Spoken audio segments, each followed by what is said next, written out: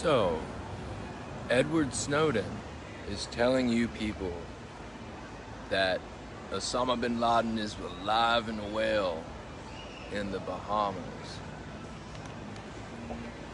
I believe that, but I'm going to tell you that I do not believe that he's leaking any type of clandestine information, not in the least, okay? He's being told to tell you this. He might have already known it, but if you've seen the movie about Edward Snowden, you know he was in the CIA. Okay, if Edward Snowden, and he was with the CIA, really was hiding for his life, he would be dead. Okay? There isn't a single place on this planet that if someone who mattered, even if Hillary Clinton wanted you dead, you would be dead. That's a fact.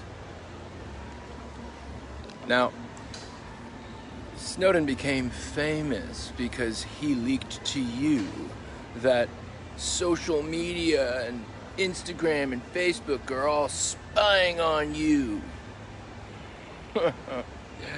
All of your phone calls have been recorded since the 1980s with Echelon. Okay? We've been recording you forever. But then they made a movie about this. And da-da-da-da-da. If you think that the people that are controlling you through Facebook aren't controlling Hollywood, you're in for a rude awakening, because Hollywood has been used by the War Department since World War II, and now it's the Defense Department. But then after World War II, a brand new department that's not connected to the Department of Defense or the Department of Justice, it's its own department, has existed, and it's been using your media against you. It's called the Central Intelligence Agency. But they use it to protect you because, well, like they've leaked through the movie Men in Black, a person is smart, but people are fucking stupid, angry, dangerous animals. Now, why was it important for Snowden to leak to you that you're being watched and recorded by Facebook? Well, it was to figure out if you gave a fuck. And apparently you don't. And they hyped it up by making a movie.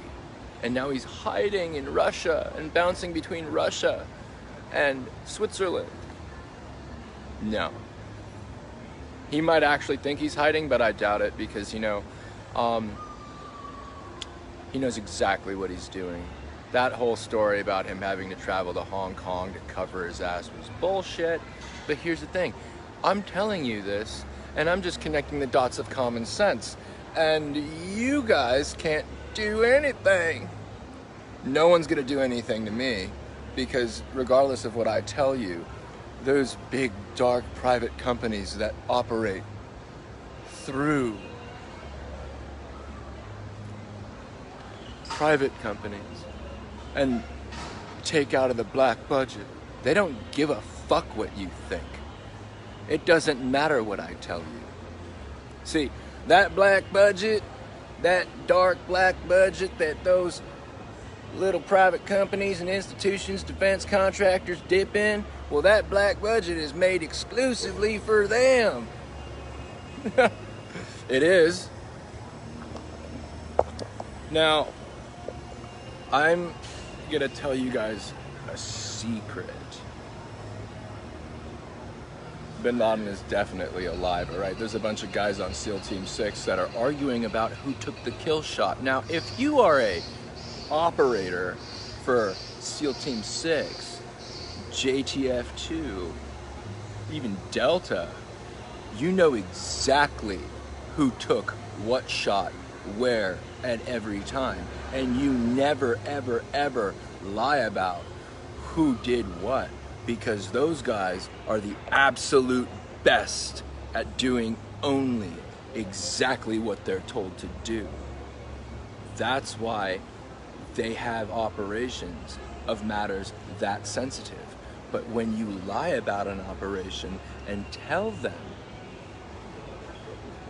that they conducted an operation that never happened, of course, people are gonna want to showboat, okay? Because it never happened. Now, I'm gonna tell y'all something about that massacre that happened in Las Vegas. The 2 top floors of the Mandalay Bay are owned by a Saudi prince. That was a weapons sting. 1 week prior to that, there was a seizure of over 1,000 AK-47s on their way to an Islamic training camp right outside of San Bernardino. Now that weapons sting got fucked up. If you go on YouTube and you look up Mandalay Bay shooting, guess what you'll find? Especially in the parking lot, you will hear 2 distinctly different vantage points with 2 distinctly different automatic weapons being used. Why did Paddock have cameras in that room? Well, because he's an FBI agent, not an ATF agent. It was an FBI sting, all right? But the feds did not want to have a couple things happen. One, a huge debacle that looked like ATF's Fast and Furious, where, remember what they did? They gave drug traffickers weapons to track the body count. Okay, that's as bad as what they did in Vietnam when it was about body count. They fucked that up so bad that they didn't want a repeat of a fucked up weapons sting turning into a massacre. Now, our agencies are thoroughly infiltrated by left-wing idiots, the same way the Catholic Church was infiltrated by a bunch of communist pedophiles that exclusively brought in pedophiles into the seminaries and other amoral type people. This is what they're doing to our agencies. They're getting interns from Berkeley. That's what's happening. That's what's happening to our federal agencies, okay? So there's a big riff of common sense. Now, because of that riff, with the cover-up of what really happened, some of these left-wing people who are globalist communists thought this is a good opportunity to make people afraid of guns. Oh, it was a bump stock. It was a bump stock that did it, that legal fucking law-abiding citizens that buy those things used to kill a bunch of pro-gun country music fans. Yeah, let's make it that. Let's look at what Paddock really was. He was an FBI agent. His Filipino military wife was in the Philippines. And they flew her back here as soon as possible because she could have easily gone on the Filipino television. And this whole thing would have been one shitstorm for them. But they covered it up. And notice how when Columbine happened, okay, or Sandy Hook, it never left the fucking news. But this shit left the news quick. It was radio silent, all kinds. Not even Fox News covered the real shit. They went along with the whole gun control issue. Do you know why? Because those companies are all owned by the same people. Those same people want you to be divided. See, like, you guys might think Ilhan Omar is a fucking radical Muslim. No, she's a radical communist. But the more she talks about Al-Qaeda in a loving way, the more you're gonna think she's a radical Muslim, all right? And then people are gonna be like, oh my God, look how mean these conservatives are. And she's going to harness this voter base of both left-wing ideologue idiots and radical extremist Muslims that would not fucking hesitate to kill any of this left-wing bullshit because they hate everyone. Now, she's gonna get that voter base and she's going to bring them in. And you guys are helping her by calling her an extremist Muslim. She's a communist. She grew up in both Somalia and the Soviet Union. You can tell that these people don't honestly hate white people when they're fucking white people. Look, all of these things are constructed to make you dumb. What do you think political correctness means? It means government-dictated truth. It's exactly what it means, okay? You all have gotten to the point where you believe that political correctness is an organized system of lying to protect people's feelings. Everything's about feelings. There's too much logic and rationale. We don't need that. We need to think with our feelings. We need to think with our spirits, even though spirituality is bad. They have gotten people to the point where all they believe is nonsense. But they don't know that because truth is evolving. They believe in my truth and your truth. They believe in bullshit. And that's the goal, to get you so fucking stooped in bullshit that you become dependent upon the state to think for you. Okay? That's what's happening. If you don't believe that, well, you might be really stooped in bullshit.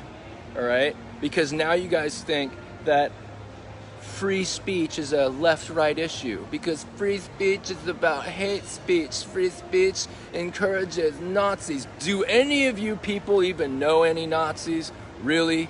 I mean, occasionally we'll meet a third world person at a restaurant who could be called the soup Nazi. Maybe that. Okay? They've invented people for you to be afraid of. And now we have safe spaces, and all of these people are talking about, no, that's a social construct. Socialism is the greatest social construct that ever was. And when you have these little Marxist ideologues on your campuses talking about how religion is the opiate of the masses but encourage spirituality at the same time, it's also more nonsense, because they get you to the point where all of the little bumper stickers in your head that you have as ideas don't coincide by reason. See, the reason why the left really likes talking about how good Islam is and that it's a religion is because they are both spiritual pathologies. What do I mean by spiritual pathology?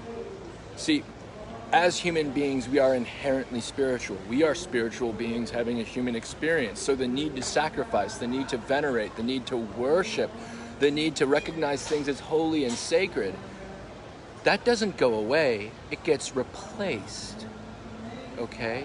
That's why every leftist dictatorship is a dictatorship, where that dictator is fucking worshipped like a god, all right? Kim Il-sung, Kim Jong-il, Kim Jong-un, Fidel Castro, Pol Pot, Ho Chi Minh, Mao Zedong, Stalin, Lenin, Khrushchev, those guys were worshipped as gods. And I'm missing a lot more dictatorships, aren't I? Now, Hillary Clinton was worshipped as a goddess, so when she lost the election, our dumb fucking retard country was having her on talk shows going, I'm so sorry that you lost. You go, girl. That person was supposed to be the president of the world's greatest superpower. And the people inhabiting this superpower were like, oh my God, she got cheated out of an election. That's how fucking dumb you people have become. You believe that race matters. You point everything at social constructs, but at the same time, you want to hold people accountable for the color of their skin and their ancestry. But when it comes to gender, it's a social construct. There's no such thing as gender. Oh my God. It never dawns on anybody that a transgender person definitely believes in gender because that's why they're transitioning to another gender or feel like they're born in the wrong gender. But the transgender ideology has been taken over by the left to make you fucking stupid. All right? To rob you of your ability to think for yourself. That is why freedom of speech is so dangerous to a totalitarian system, because it does not allow you just to challenge your leaders. It doesn't allow you just to cite and right wrongs where they may be. The freedom of speech allows you to figure out who you are, and where you stand. That's what the freedom of speech allows. And that is why no totalitarian state would ever have anything like that.